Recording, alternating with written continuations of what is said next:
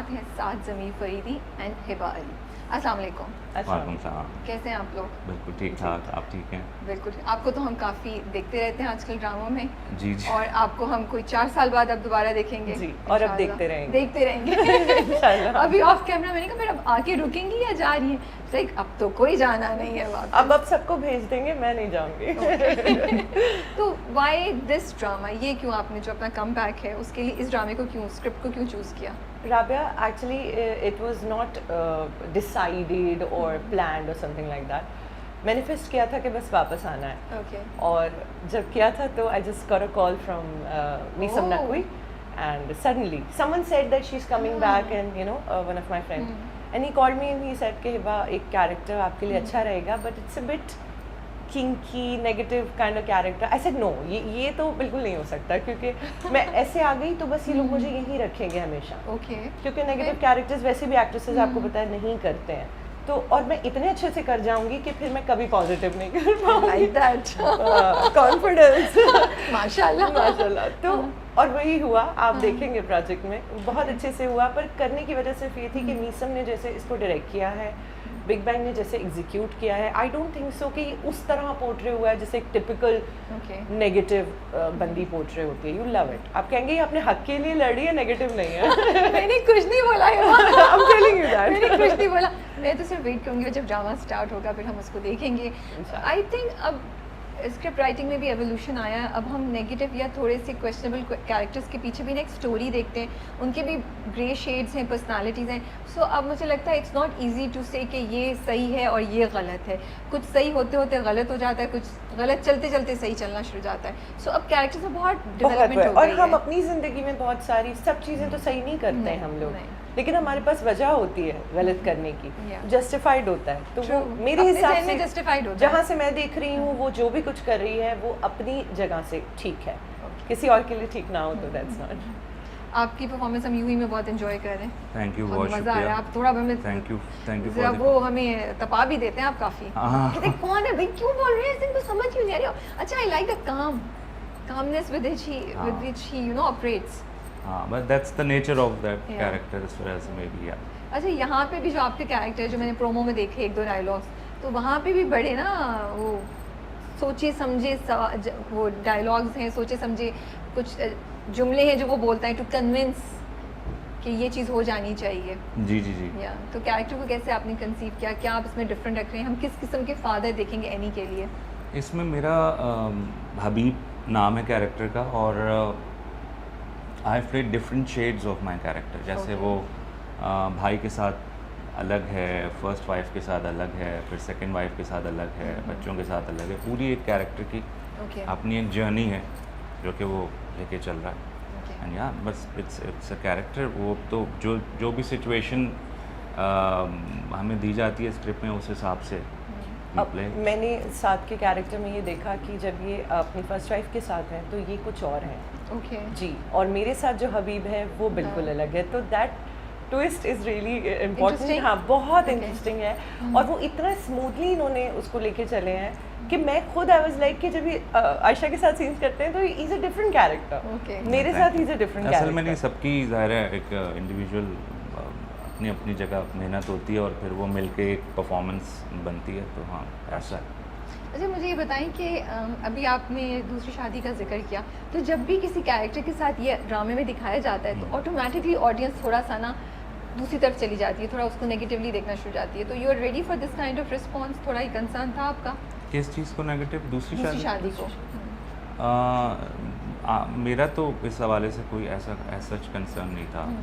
वो तो जब रिस्पांस आएगा तो फिर हमें पता लगेगा कि ऑडियंस इसको कैसे परसीव करती है।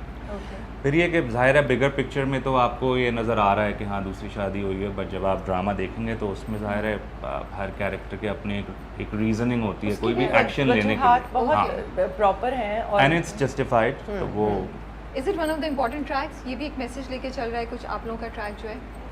आई थिंक हमारा ट्रैक ही है जो एक अच्छे से माहौल और एक अच्छे से सेटअप को ख़राब कर रहा है। ओह जी स्माइल आप ऐसे जी कर जी दी। जी तो मैं वहाँ कर चुकी। देखिए जितनी अदाकारी आपके साथ मैं मजबूर हूँ कि मैंने स्माइल ही करना है आपको देख के, मुझे मैं खुश हूँ लेकिन मैंने कहा ये कहने वाली हमारा ही ट्रैक है जो एक रेवोल्यूशन नहीं। इतने अच्छा, अच्छे से अच्छा, जिंगला देखिए। लेके चली आप फिर आप वो किया। लेकिन आप मुझे बताएं मैसेज कैसे हम दे पाएंगे जब तक हम किसी चीज़ को ख़राब नहीं करेंगे तो सही कैसे करेंगे? नहीं मैं क्वेश्चन बिल्कुल नहीं कर रही।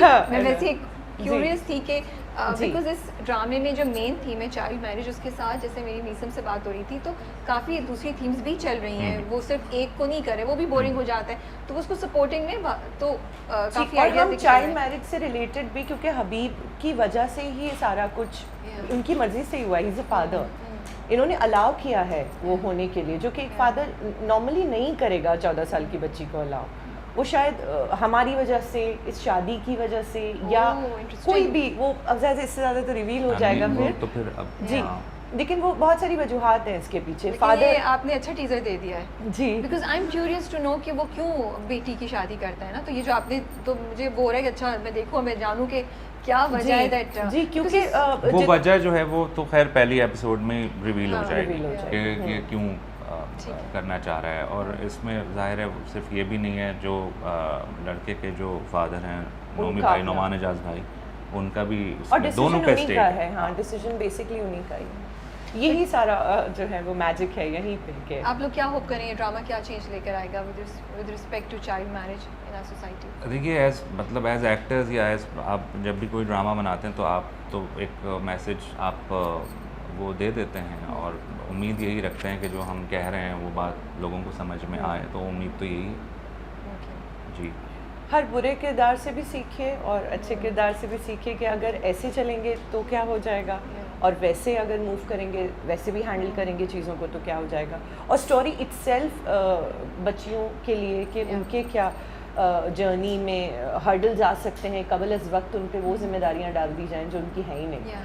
तो वो एक ऑफ कोर्स बहुत हमें तो डायरेक्टर ने कहा है कि कहानी ज़्यादा ना बता दीजिएगा कि लोगों ने इंटरव्यू देख लिया, प्ले ही नहीं देखा। नहीं आई थिंक कहानी में बहुत कुछ है from what I know, there is a lot जी, हैपनिंग जी। In the coming episode. But ये भाई एक बात मुझे बताएं, being a woman yourself and you know आपकी अपनी अम्मी के साथ भी रिलेशनशिप और जनरली भी आसपास भी जो आप देखती होंगी, तो मदर का कितना इंपॉर्टेंट रोल है एक लड़की की ज़िंदगी के किसी भी डिसीजन में, और अगर एक बुरा डिसीजन हो जाए तो फिर उसको सपोर्ट करने में कितना इंपॉर्टेंट रोल है? बहुत इंपॉर्टेंट आई गेस दोनों पेरेंट का, मैं सिर्फ मदर का नहीं, दोनों पेरेंट का ऐसा है कि it's like a plant, you know, कि आपने अगर ख्याल किया तो वो फिर दरख्त बन जाएगा, ग्रो कर जाएगा, नहीं किया तो वो मुरझा जाएगा।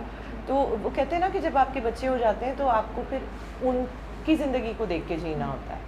तो अगर कहीं कोई गलत डिसीजन या कहीं निगलिजेंस या अपनी ज़िंदगी के बारे में, जैसे हबीब अपनी लाइफ के बारे में बहुत ज़्यादा सोच रहे हैं आगे जाके, तो कहीं बच्चे सफ़र करते हैं उसमें। आप एग्जैक्टली और माँ तो जो माया खान इसको प्ले कर रही हैं, वो तो बेचारी सफ़र ही करती रही हैं उस बच्ची की वजह से, बट उनकी से नहीं है इतनी कि she can take a stand against him और ज़हीर भाई and all that, Numan Ejaz. So मैं जो है वो अपने हक के लिए खड़ी हो जाती हूँ, लेकिन और यहाँ पे दूसरी जो लेडीज़ हैं बेचारी, वो मर्दों के ताबे हैं, तो वो नहीं इतना स्टैंड ले पाते, पर उनकी जो सफरिंग है वो आई थिंक लोग अंडरस्टैंड करेंगे, वो मर्द ज़्यादा अंडरस्टैंड करेंगे कि हम ऐसे इम्पोज नहीं कर सकते अपने डिसीजंस औरतों पे।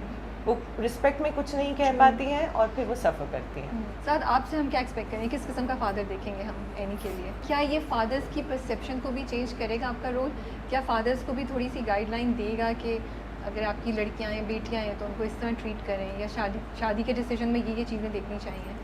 देखें, आप एक अच्छा बाप भी देखेंगी, एक बुरा बाप भी देखेंगी, एक ही जगह पे या एक ही कैरेक्टर में? एक ही कैरेक्टर में दो और रोल? जी Okay. बिल्कुल। और